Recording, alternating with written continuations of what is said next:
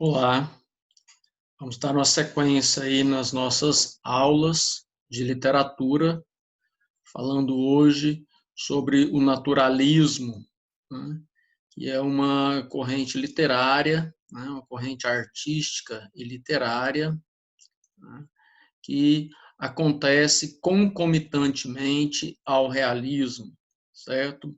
Para isso, elaborei alguns slides para que vocês possam acompanhar a nossa aula. Vamos lá.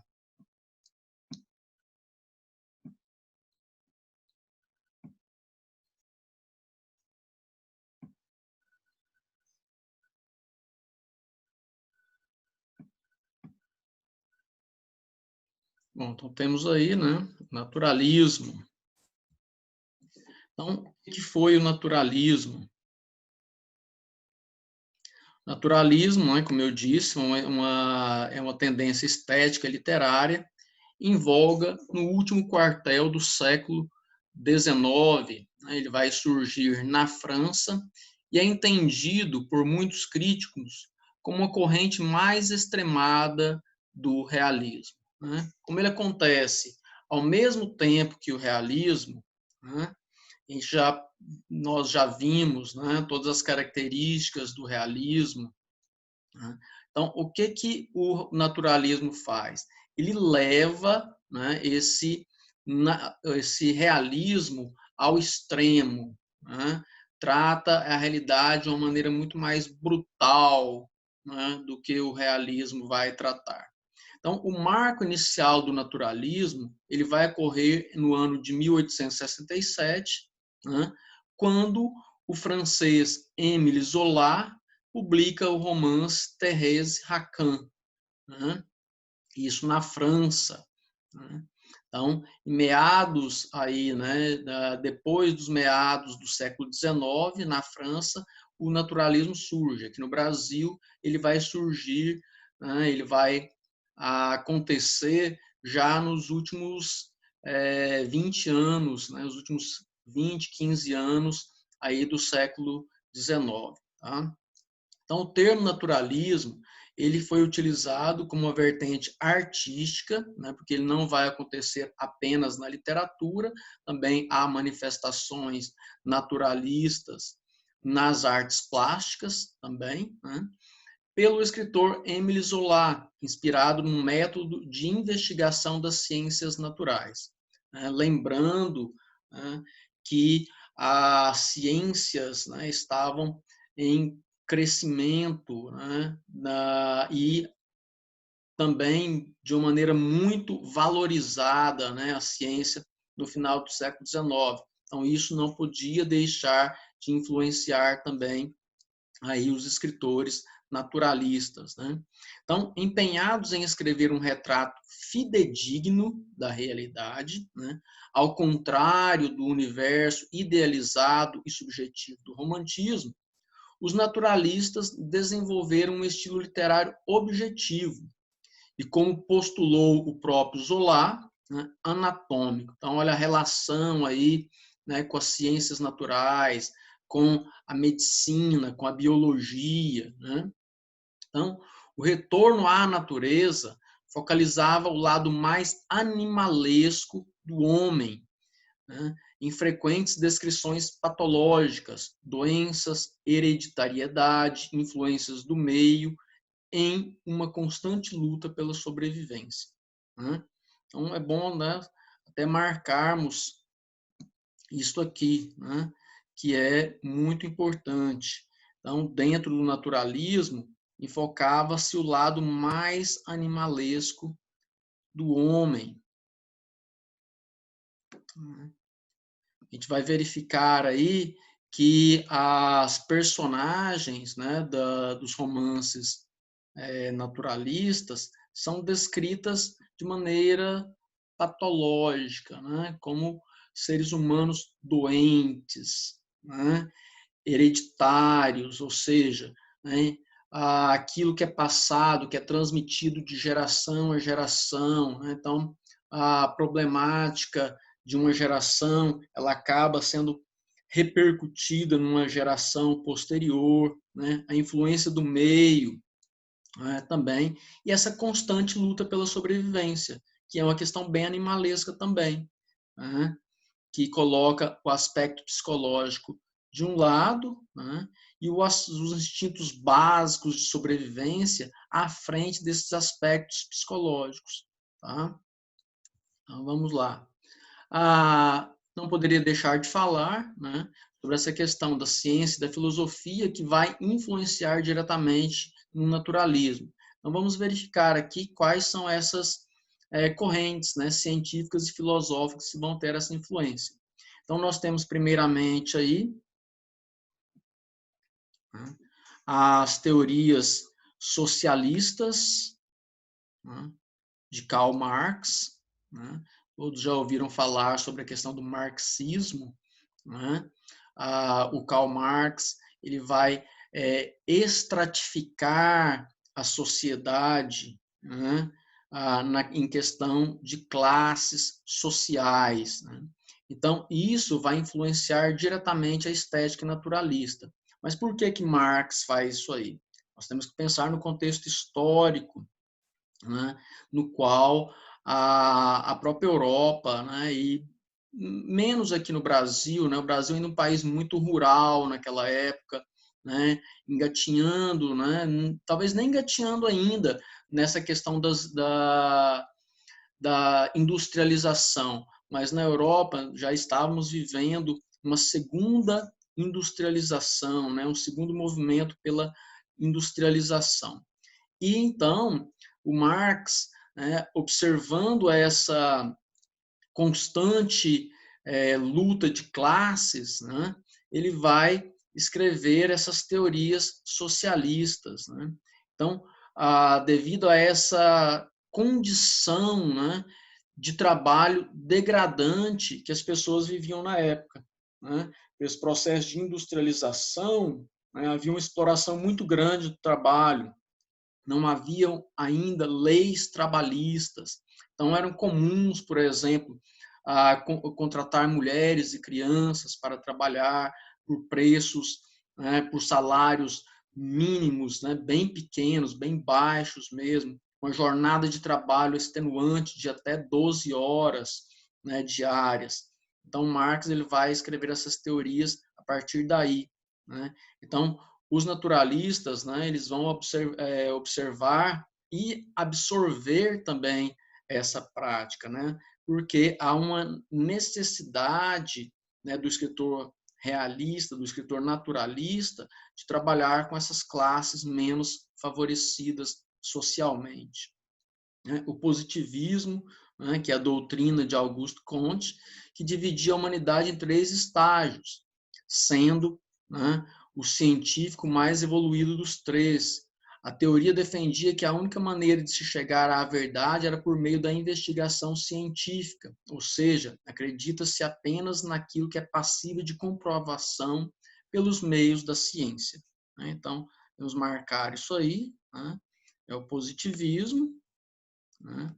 Que ele vai acreditar, né, que a ciência, né, é o estágio mais avançado da humanidade, né, que vai utilizar, né, como metodologia, né, a investigação científica, né, e só vai acreditar naquilo que é passível de comprovação através, né, da ciência, ou pelos meios, ou pela metodologia científica. Temos aí também a teoria, né, da evolução das espécies, né, criada por Charles Darwin, né, e também as leis, né, de hereditariedade, escritas por Mendel. Né. Essas duas teorias, né, tanto a teoria da evolução das espécies, como a teoria da lei, não, das leis, né, na verdade, da hereditariedade, entendiam o homem como um produto da natureza. Né? Ou seja, coloca o homem no mesmo patamar de todo e qualquer animal. Né? Essas leis foram muito polêmicas na época, porque elas contrapunham, né, vinham contrapor uma visão meramente religiosa da existência, né? Darwin vai dizer, por exemplo, né, que o ser humano é uma evolução a partir de um ramo, né, dos símios, dos macacos, né? E a Igreja Católica, né, por sua vez, acreditava que não, que o homem foi criado à imagem e semelhança de Deus, né, com Adão e Eva lá no paraíso, né? Então aí houve esse embate aí entre a questão do criacionismo, né, e a questão da evolução das espécies. Então isso foi um tema muito polêmico para a época, né? Então, sendo o homem um produto da natureza, portanto, sujeito à seleção natural e herdeiro de características das gerações anteriores. Tá? Hoje há um grande estudo aí na área da medicina sobre a questão da genética, né? Uma vez que, entendendo bem essas questões genéticas, aquilo que vem hereditário, por exemplo, uma família que tem um alto índice, né, apresenta um alto índice de câncer, né, vai verificar qual o potencial, o fator potencial aí, ou qual o gene, né, capaz de fazer com que isso seja transmitido hereditariamente, né? Então, isso vai surgir lá no final do século XIX. Tá? Então, agora nós temos aí o determinismo, né, o determinismo de Taine, né, Hippolyte Taine, corrente de pensamento que entendia o contexto, o meio que o indivíduo vive como determinante de suas ações. Tá? Ou seja, o lugar onde ele nasce determina as ações. Se ele nasce num lugar violento, ele tende a ser violento. Se ele nasce num lugar pacífico, ele tende a ser pacífico. Tá? Então, é o meio influenciando o indivíduo. Né? Outro, outro estudo, outra corrente de pensamento que também vai influenciar contumazmente o naturalismo é a psicanálise. Né? A psicanálise de Sigmund Freud. Né? Freud foi preocupado com essas questões da sexualidade. Né? Ele vai analisar as patologias sexuais para atribuir características psicológicas ao sujeito. Né? Ele vai buscar, por exemplo, lá na antiguidade clássica, né, através dos mitos, a teoria, né, ou as teorizações para essas problemáticas, né? Por exemplo, a questão do mito do Édipo, né, em que o filho, né, mata o pai para desposar a mãe, né? Então ele vai atribuir essas questões aí para o contexto da época. Então a análise da sexualidade, que no naturalismo é vista como patológica, né, como eu disse aí, uma questão como uma doença, né, por retratar o estupro, a pedofilia. Além disso, é a primeira vez que a homossexualidade será retratada na literatura. Nós veremos mais adiante, né, inclusive aqui no Brasil, né, escritores, né, publicando obras cuja temática é a homossexualidade. A filosofia, né, também, e as ideias, sobretudo de Schopenhauer, né, o Schopenhauer, essa filosofia dele e essas ideias consistem em uma coletânea de pensamentos extremamente pessimistas no que diz respeito à vida humana. Né? O Schopenhauer vai colocar em seu livro aí, O Mundo como Vontade e Representação, né? Que todo sofrimento humano está assentado na necessidade, na vontade. A partir do momento que você não tem mais ambição, que você não mais deseja, necessariamente também você para de sofrer. Mas desejar, ambicionar é inerente do ser humano. Por isso, inegavelmente, né, que toda a vida humana será praticamente de sofrimentos. Então, é assim que ele vê a realidade, né, do ser humano, não só para aquele período, né, mas fazendo projeções, inclusive, para o futuro também. A gente tem que fazer uma analogia com o tempo presente. Né? Pensa como nossa sociedade é consumista. Né? O ser humano nunca está satisfeito com aquilo que tem, ele está sempre buscando algo mais, geralmente ligado, né, o que ele busca ligado a aspectos materiais, né? E quando ele não consegue, ele sofre. Então, a filosofia dele continua sendo uma filosofia extremamente atual. Bom, então vamos lá para as características, né, do naturalismo. Já mostrando ali as correntes filosóficas e científicas, a gente já tem uma série de características, né? Mas vamos explorar algumas aqui. Então, o naturalismo é o realismo exagerado, né? O realismo levado a outro patamar, a extremos, né? A linguagem, lembrar-se disso, a linguagem do naturalismo é uma linguagem simples, tá?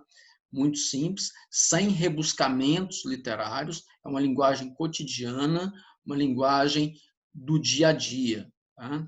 Harmonia e clareza na composição, né? Não tinha como ser diferente. Né? Afinal de contas, o romance, né, naturalista, né, a prosa naturalista, ela tem que ser extremamente clara. É esse o objetivo do escritor. O uso de regionalismos, né, dependendo do lugar onde a obra foi escrita ou aonde o escritor está, ele vai fazer uso, né, de palavras, expressões e do contexto também daquele lugar. Né? Émile Zola, né, o escritor francês, quando ele escreve a sua obra-prima, O Germinal, né, ele vai falar sobre as condições de trabalho em minas de carvão em uma determinada região específica, né, da França. Então, ele vai fazer muito uso desses regionalismos ali na linguagem. A demonstração de detalhes, né, essa também não poderia ser diferente, uma vez que há uma proximidade com as ciências naturais, né, com a biologia, com a medicina. Né? Então, a atenção ao detalhe é muito grande dentro da escrita naturalista. A impessoalidade do escritor. O que isso quer dizer? O escritor se mantém-se distante da escrita. Né? Ou seja, o que ele vai fazer? Ele não vai usar nunca o eu. Né?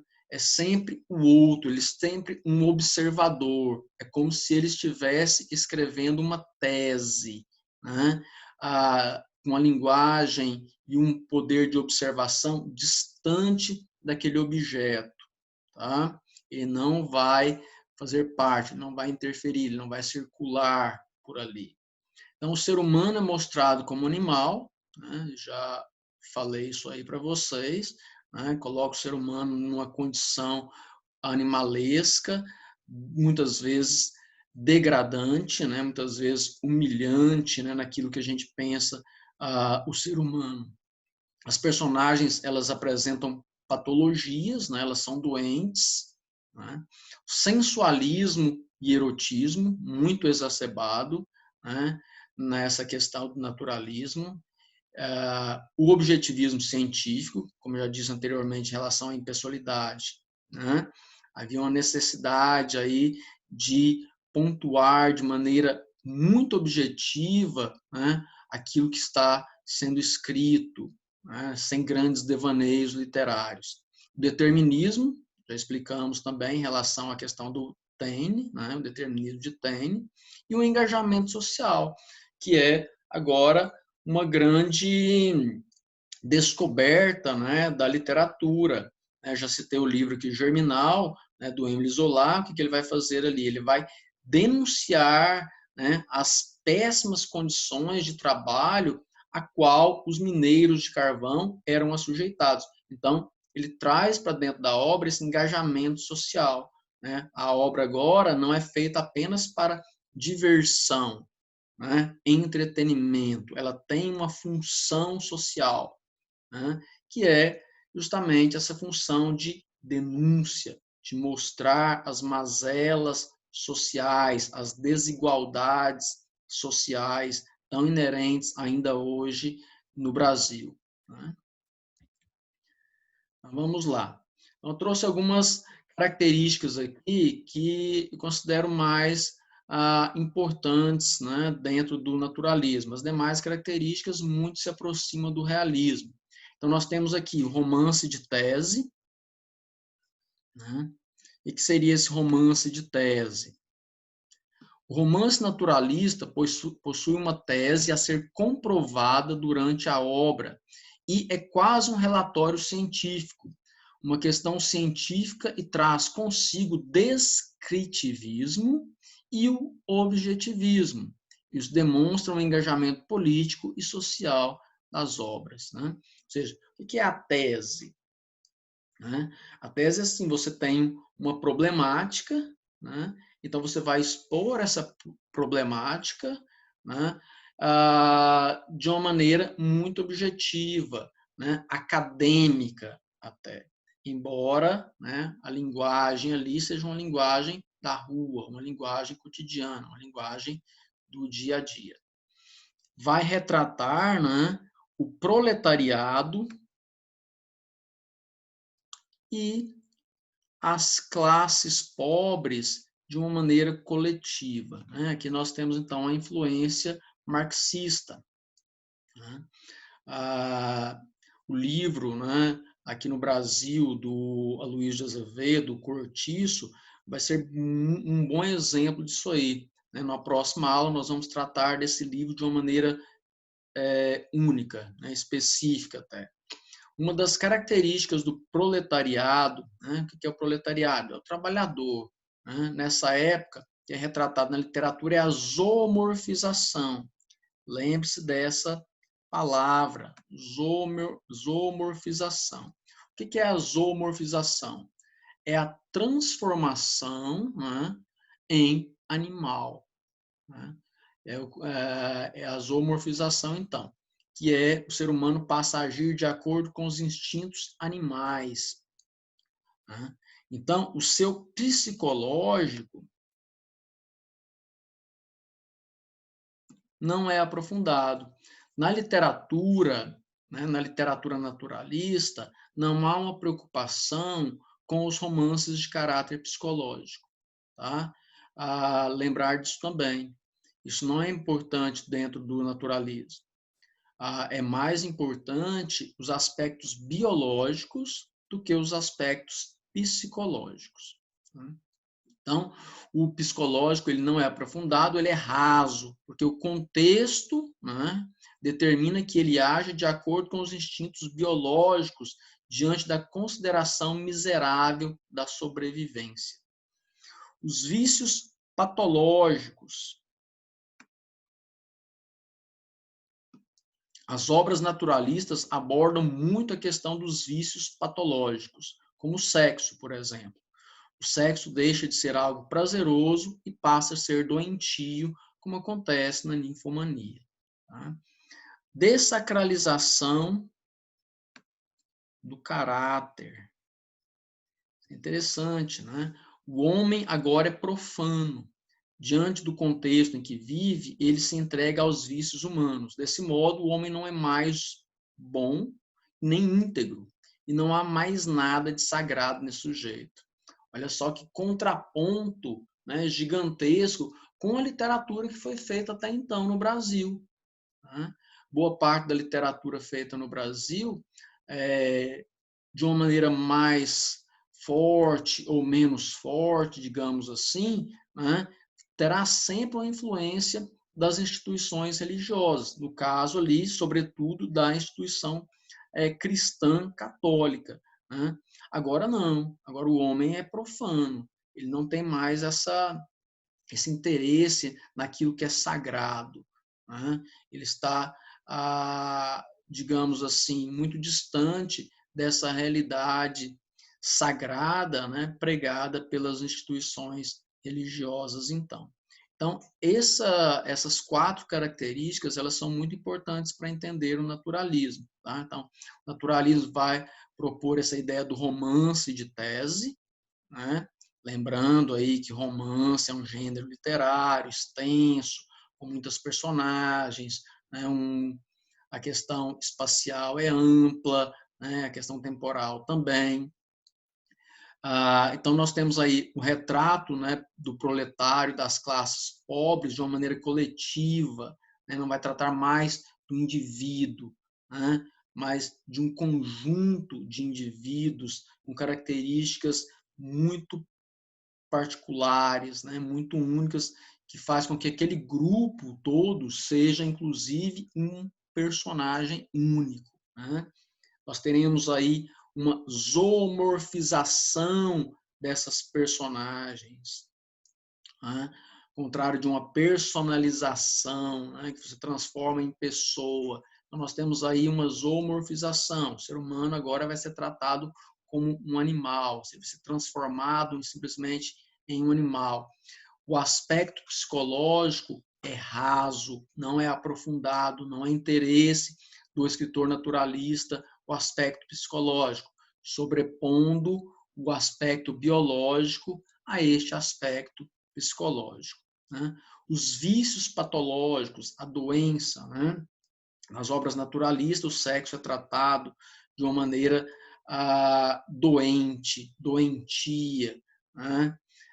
O estupro, a pedofilia, isso vai aparecer constantemente nas obras naturalistas, né? Mas não agora de uma maneira prazerosa, mas dolorosa e doentia, né? Como o exemplo consta aqui da ninfomania.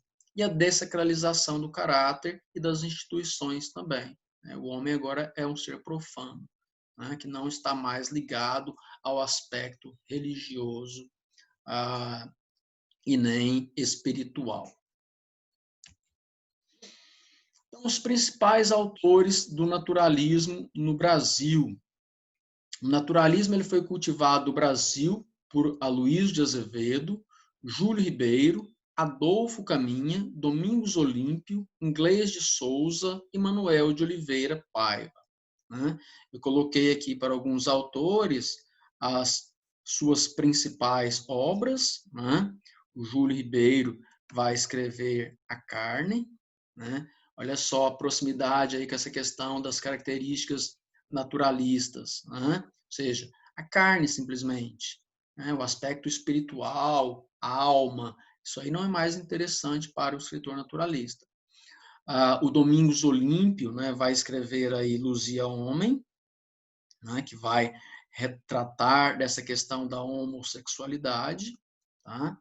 O Missionário, do Inglês de Souza, também aí com a questão da dessacralização das instituições religiosas, e Manuel de Oliveira Paiva, com o seu livro Dona Guidinha do Poço, que é um livro extremamente curioso aí também para ser observado. Não citei ali escritos, livros do Aloysio de Azevedo e do Adolfo Caminha. Por quê? Porque eles foram considerados os principais escritores do naturalismo no Brasil. O Aloysio de Azevedo, que vai publicar o Mulato em 1881, assim marcando o início do naturalismo no Brasil. Então, este livro, O Mulato, do Aloysio de Azevedo, ele marca o início do naturalismo no Brasil. Lembrar que Memórias Póstumas de Brás Cubas foi lançado no mesmo ano, publicado no mesmo ano, 1881. Então, o realismo e o naturalismo, eles começam ao mesmo tempo aqui no Brasil. Tá? O Mulato ainda é um livro de certa transição, tá? Que ainda vai apresentar algumas características românticas. Tá? Tanto que é justamente essa obra, O Cortiço, que talvez seja o grande livro naturalista do Brasil. Nós falaremos sobre ele na próxima aula. As obras do Adolfo Caminha que merecem destaque são A Normalista, publicado em 1893, e O Bom Crioulo, de 1896. Vocês encontram aí na internet vídeos explicando sobre todos esses livros aí, inclusive filmes que retratam esses livros aí. O Cortiço, né, ele foi filmado aqui no Brasil e é um filme bem interessante, certo? Então, nós temos aí em relação à questão do naturalismo, isso que eu pus para vocês. Qualquer dúvida, estou à disposição, certo? Até mais, então.